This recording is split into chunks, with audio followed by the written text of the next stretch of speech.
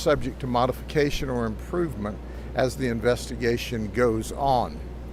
But I want to introduce you to someone. This is Timothy Schultz. He's 42 years of age.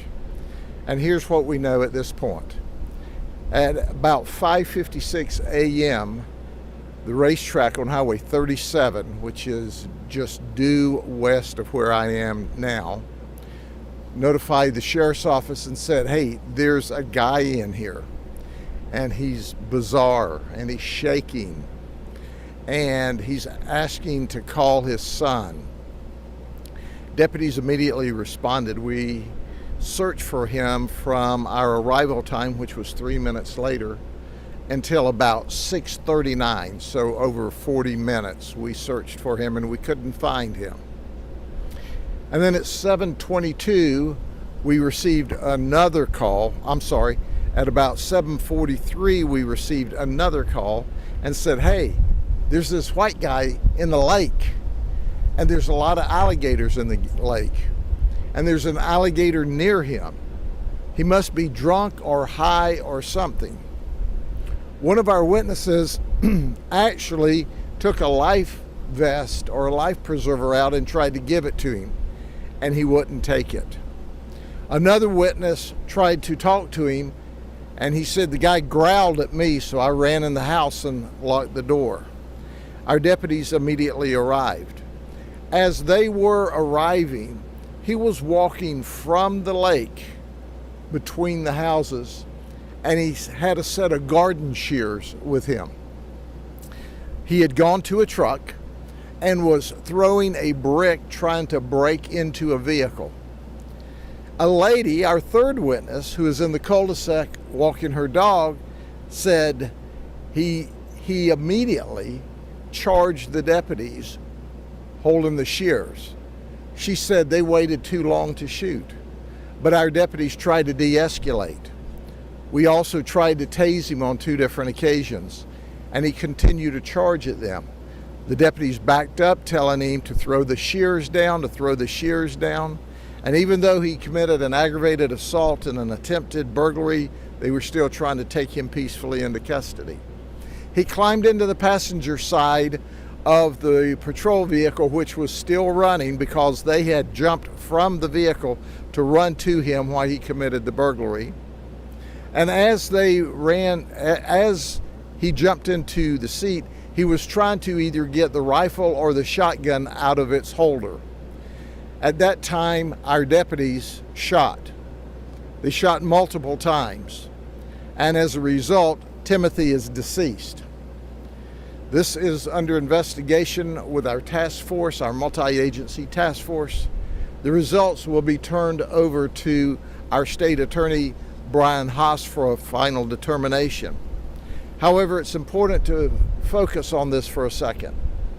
He tried to assault my deputies with shears. Then he jumped into their vehicle, which is an armed burglary with the shears, trying to get the rifle and or the shotgun out. At that moment in time, all the warnings had to stop and the action had to begin. And that's when they shot him, enough to stop the threat. Are there any questions? Yeah, thank you for asking. His criminal history is long. It's meth arrest, meth arrest, meth arrest, meth arrest, meth arrest. And guess what? In April of this year, he was arrested for what? Meth. He was released on May the 20th. So he's not been out of jail very long at all. I've said this over and over, and I'll continue to say it.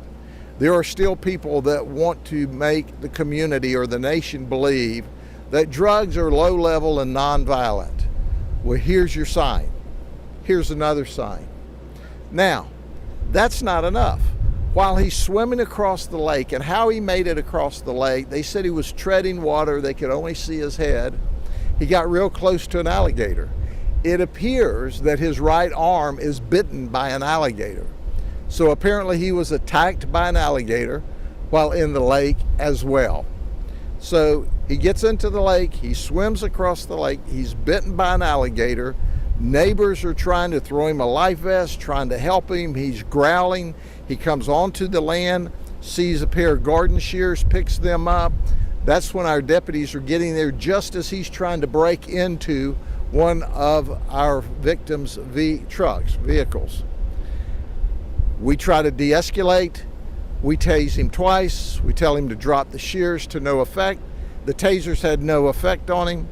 He climbed into a vehicle, committing another armed burglary where he was trying to get to our rifle and our shotgun, and we shot him. Now, quite frankly, his conduct was outrageous. It was bizarre. And his conduct, in order to get him into custody, was necessary by our deputies because of his conduct. He was bizarre. Our deputies, by the way, are going home safe tonight. Let me make this abundantly clear. You're not going to shoot at our deputies. You're not going to point guns at our deputies. You're not going to point garden shears at our deputies. You're not going to break into the car and try to get their rifles. You're not going to assault feloniously our deputies. You're just not going to do that. And if you do, we're going to shoot you. Just enough so that you don't want to ever do that again, or can't do that ever again. The lake is directly behind the houses. You can see it from an aerial view. This area at one time was a mine area, and there's huge lakes that wrap around these different beautiful houses and subdivisions here. And if you look, he swam a long way across this lake. And the fact that he was bitten by an alligator significantly and still continued his rampage is shocking. But if you're on enough meth, then the person you see is not the person that's attacking. Excuse me? They were at one of the houses when he came out of the water. Apparently someone had left their garden shears in the yard, on the porch. And that's still under investigation. However, one of the victims, one of the witnesses, said that he left his garden shears out.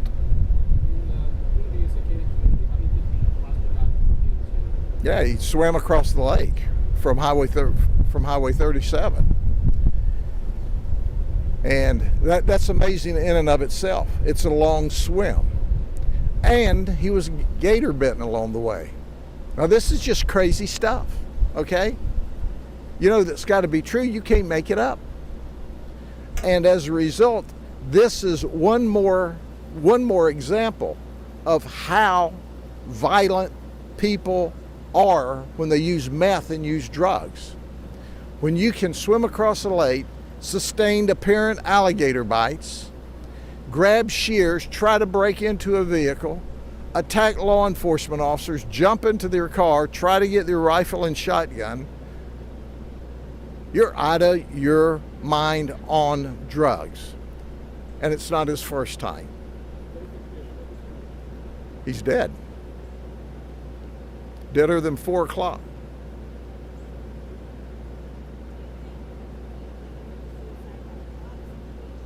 I don't know if this is a suicide by cop or it's suicide by being absolutely out of your mind on methamphetamine. But he showed no fear of 2 deputies. He showed no interest in complying. Even after he was tased, he still ran. And one of our witnesses said, I don't know why the deputies waited so long before they shot.